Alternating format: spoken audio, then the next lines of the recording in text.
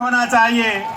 चित्र ही नहीं, चरित्र भी सुंदर हो, भवन ही नहीं, भावना भी सुंदर हो, साधन ही नहीं, साधना भी सुंदर हो, और दृष्टि ही नहीं, दृष्टिकोण भी सुंदर हो। ऐसे समाज की, ऐसी जनता की परिकल्पना हमारे लोकप्रिय विधायक हमसे करते हैं। अब आमंत्रित कर रहा हूं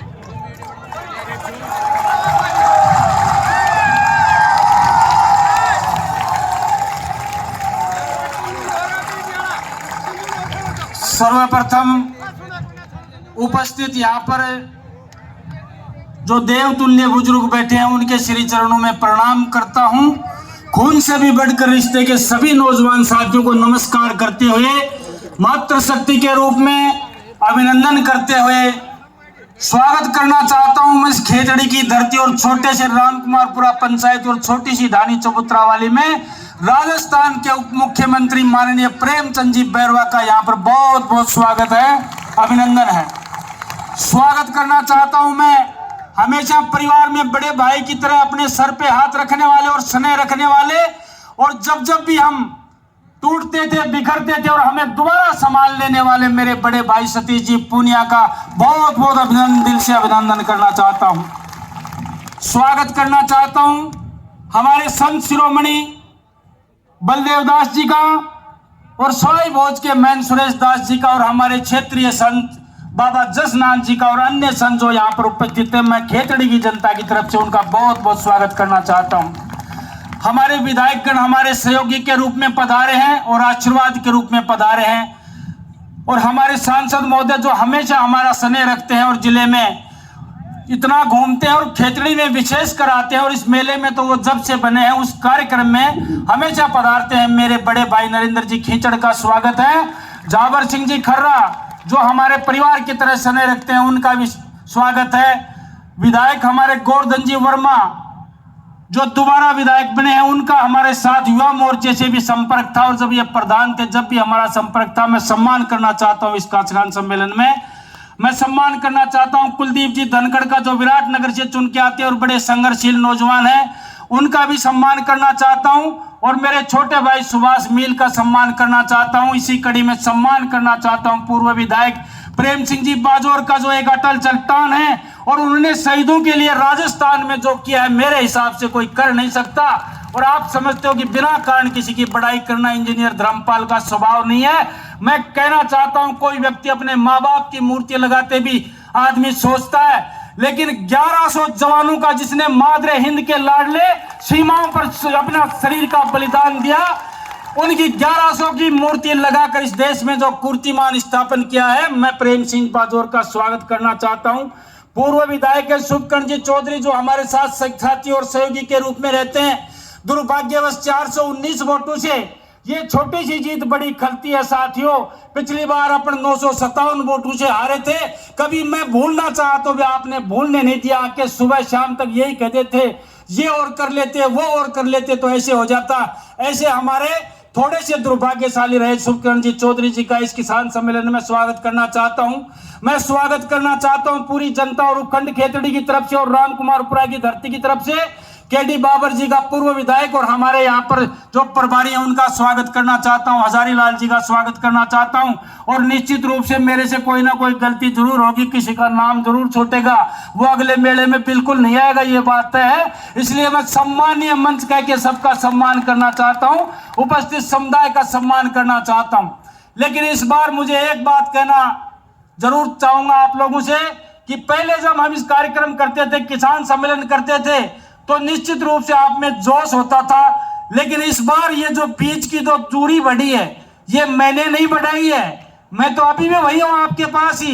ये मुख्यमंत्री और उप मुख्यमंत्री के कारण ये दूरी बढ़ी है। अगली बार हो सकता है इसको और नजदीक कर देंगे, कोई ना कोई इनमें से मंत्री बन के जरूर आ जाएगा और आपके पास खड़ा होके भाषण देगा। हम उस मंच पे दिया करते थे। सतीश जी भाई साहब तो पता नहीं, मैं भी भूल गया कितनी बार यहाँ पे आए हैं। और जिले के जो भी लोग हैं, हमारे जिला अध्यक्ष जी हैं, विशंबर जी हैं, महामंत्री जी जो लोग बैठे हैं, उनको भी याद नहीं है कितनी बार आए। मैं पुनः एक बार पूरी भारतीय जनता पार्टी का पूरे मेरे परिवार की तरफ से और उपखंड खेतड़ी की तरफ से पुनः स्वागत करते हुए अभिनंदन करता हूँ। किन शब्दों में मैं आभार करूँ, प्रकट करूँ, वो शब्द मेरे पास नहीं है। मैं आप लोगों का किन शब्दों में आभार प्रकट करूं। 20 वर्ष का संघर्ष माननीय उप मुख्यमंत्री जी और भाई साहब सतीश जी, आप तो जानते हो 20 वर्ष तक कोई परिवार के व्यक्ति को भी नहीं पालता है, लेकिन मैं धन्यवाद देना चाहता हूं इस बुजुर्ग के आशीर्वाद को, इस नौजवान की ऊर्जा को और इस माता के अभिनंदन को कि 20 वर्ष तक लगातार मुझ पे आशीर्वाद रख के मुझे जिंदा रखने वाली ये खेतड़ी और नीम का थाना की जनता का कर्ज मैं इस जन्म में उतार नहीं सकता। मैं इस जन्म में क्या, मैं 7 जन्म लूं तो भी आपका कर्ज नहीं उतार सकता। मैं अपने रक्त की एक एक बूंद निचोड़ के आपके चरणों में डाल दूं तो भी समझता हूं वो कम है। मेरा परिवार, मेरे साथी सहयोगी, मेरे रिश्तेदार आपके ऋणी और आपका ही ऋण उतार नहीं सकता। ये मैं निवेदन करना चाहता हूं। अगर जरूरत पड़ी तो आपके लिए कहीं तक भी कुछ भी करने की गुजर जाऊंगा और किसी भी हद तक गुजर जाऊंगा, ये आप लोगों से कहना चाहता हूं। आज मैं सौभाग्य से कहना चाहता हूं कई चुनाव हम थोड़े थोड़े मार्जिन से डिफीट जरूर हुए, लेकिन प्रदेश में भारतीय जनता पार्टी का जो स्नेह है, जो प्यार है, चाहे वो मुकेश जी भाई साहब और जो प्रदेश के जो भी पदाधिकारी हैं, हमारे प्रदेश अध्यक्ष हैं, चाहे राष्ट्र के नेता हैं, मैं इतना कह सकता हूं मैं चुनाव जरूर छोटे छोटे मार्जिन से हारा, लेकिन ना दिल्ली का आशीर्वाद कभी कम रहा और ना जयपुर का मेरे ऊपर आशीर्वाद कम रहा। मुझे तो माननीय भजनलाल जी ने एक बार कहा था कि भाई इस बार, पिछली बार जब मैं चुनाव हार के गया तो उन्होंने कहा रे भाई धर्मपाल, तू किसी अच्छे से पंडित को दिखा, तेरे जोग और संजोग तू दिखा। हमने तो सुना था कि कर्मों का काकरा लगता है, तेरे तो बड़ी सारी शिला लगी है। तो मैंने भजनलाल जी को कहा कि मान्य, और अब तो आप किस्मत लिखने वाले ही बन गए, अब लिख दो जो लिखना है जो आप लोगों को। इसलिए आप लोगों से मान और सम्मान के साथ इतना कह सकता हूं कि मेरे संपर्क और संबंध बड़े मधुर हैं। हम राजनीति से कोई काम नहीं करवाते हैं। हम अधिकारियों को भी कहते हैं प्रेम से काम करो, दिमाग पे बिना लोड लिए काम करो। पहले आप लोगों को भी पता है, लोगों को ये कहते थे, अधिकारियों को विपक्षी लोग कह के डराते थे, अगर इंजीनियर धर्मपाल जिस दिन विधायक बन गया तो आपको खा जाएगा और पता नहीं क्या हो जाएगा। मैं सबसे पहले मैंने यही कहा था एक मेरी सार्वजनिक मीटिंग में कि काम करो जनता के, आपको कलम की ताकत दी है और 5 वर्ष के लिए मुझे भी कलम की ताकत बख्शी है। किसी का भला कर सकते हो तो कर जाओ, वरना रिटायरमेंट होने के बाद में कोई नमस्कार भी नहीं करेगा। वो याद रखेगा कि जब आप सीट पे थे, जब आपने क्या किया। दिन रात आपके बीच में रहेंगे, 24 घंटे आपके बीच में रहेंगे, जो बन पड़ेगा, जितना बन पड़ेगा। ये जोश में नहीं कह रहा हूं, जोश में वो व्यक्ति कहता है जो पहली बार चुनाव लड़ता है और पहली बार जीतता है। 24 घंटे आपके लिए हूं, जैसा भी हूं, जितना हूं, मेरे परिवार के पूरे परिवार के सदस्य आपके लिए तैयार हैं। ये निवेदन करना चाहता हूं और माननीय मुख्यमंत्री, उप मुख्यमंत्री की गरिमा में उपस्थिति में कहता हूं, सतीश जी की गरिमा में उपस्थिति में कहना चाहता हूं, मेरे इस क्षेत्र में जो पहाड़ी क्षेत्र है, भौगोलिक स्थिति अनुकूल नहीं है। कभी कभी तो एक बार सरकार ने लिख दिया था कि ये नॉन फिजिबल, इसमें इलेक्ट्रिफिकेशन ही संभव नहीं है। लेकिन मैं धन्यवाद देना चाहता हूं भैरव सिंह जी को, स्वर्गीय भैरव सिंह जी को, कि यहाँ पर स्वतंत्र में जब वो मुख्यमंत्री तो पहली बार इस पहाड़ी क्षेत्र में बिजली पहुंचाई तो वो भारतीय जनता पार्टी ने पहुंचाई, कांग्रेस ने नहीं पहुंचाई। ये राजनीतिक मंच तो नहीं है, लेकिन मैं आग्रह करना चाहता हूं उप मुख्यमंत्री जी, आप हमारे से सीनियर और आज आपके पास कलम की ताकत है। हम आपसे 3-4 बातें शेयर करना चाहते हैं और मैंने लिखित में भी रखी है, आपको भी दूंगा और मेरे सम्मानीय जो मुख्यमंत्री जी हैं और दिल्ली तक दूंगा। जहां पर हमारा हिंदुस्तान कॉपर लिमिटेड का प्रोजेक्ट है, जो कभी शेखावाटी की लाइफलाइन कहलाता था, 12,500 कर्मचारी काम करते थे, आज उसकी दुर्दशा, आज उसकी ये दशा है, वहां पर 400 से नीचे कर्मचारी काम करते हैं, टोटल ठेके पे दे चुके हैं। आज दिल्ली में सरकार हमारी है और सरकार तीसरी बार भी बनने वाली है। दुनिया की कोई ताकत मोदी जी को रोक नहीं सकती। ये ऐलान करना चाहता हूं 50,000 की इस भीड़ में। जब हमारी सरकार दिल्ली में है, हमारी सरकार राजस्थान में है, भारतीय जनता पार्टी का सांसद है, भारतीय जनता पार्टी का विधायक है, भारतीय जनता पार्टी का जिला प्रमुख है, तो हमारे हिंदुस्तान कॉपर लिमिटेड को जिंदा करके इन युवाओं को रोजगार के अवसर पैदा करें, ये आपसे निवेदन करना चाहता हूं। दूसरा, हमारे कई हजारों बीघा जमीन हमने रिको में एक्वायर की है, उसकी एनवायरमेंट क्लियरेंस आने वाली है, ईसी आने वाली है, जो दिल्ली में अटकी हुई है पिछले 6 महीने से। अगर उसकी ईसी आ जाएगी तो मैं समझता हूं यहां पर 10-12 हजार लोगों को और नौजवानों को काम मिल सकता है। ये कार्यक्रम आप करें। ईसी आने के बाद जमीन आउट हो चुकी है, जमीन अक्वायर हो चुकी है, या कारखाने लगे, चाहे छोटे लगे बड़े लगे, मेरे नौजवान को, मेरे भाई को, मेरे बेटे को नारनौल, जयपुर या उदयपुर नहीं जाना पड़े, यही खेतड़ी में रोजगार के अवसर उपलब्ध हों, ये मैं पुरजोर तरीके से आपसे मांग करना चाहता हूं। यहाँ पर एक डेयरी का प्लांट है जहां पर 25,000 की कैपेसिटी है लीटर की, लेकिन दुर्भाग्य से उसमें 7-8 हजार लीटर ही दूध पहुंच पाता है। उसमें अगर आप चाहेंगे और हमारी सरकार चाहेगी उसको पूरा डेवलप अगर कर दिया जाए तो 2500 नौजवानों को रोजगार उसमें मिल सकता है, प्रत्यक्ष या अप्रत्यक्ष रूप में।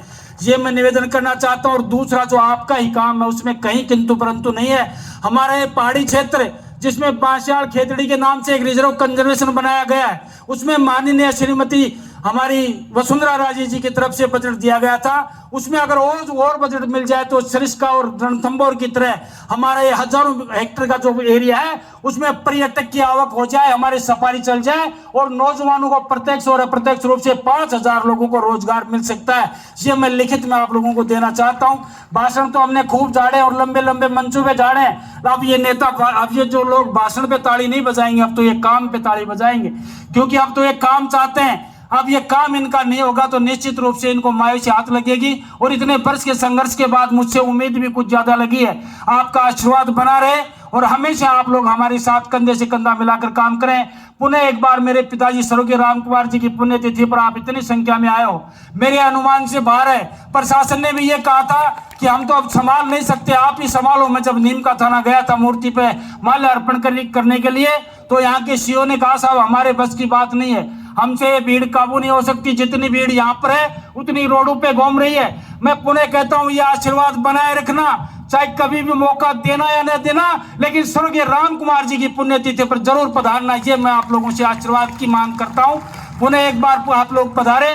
निश्चित रूप से मैं और मेरा परिवार और सारी पंचायत आपका बहुत बहुत धन्यवाद और आभार प्रकट करती है। और मैं एक बात कहना भूल गया साहब, उप मुख्यमंत्री जी, हमारे पड़ोस में पंचायत है, हमारी पड़ोस की तहसील है नीम का थाना, जो हमारे जिले में शामिल हो गई है। अब हमारा जिला झुंझुनू से निकल के सीकर हो गया है। वहां पर एक लादी का वास पंचायत है, उसका बड़ी पीड़ा है और काम भी छोटा सा है। उस लादी की पास पंचायत में आज तक वोट नहीं डालते हैं वो लोग।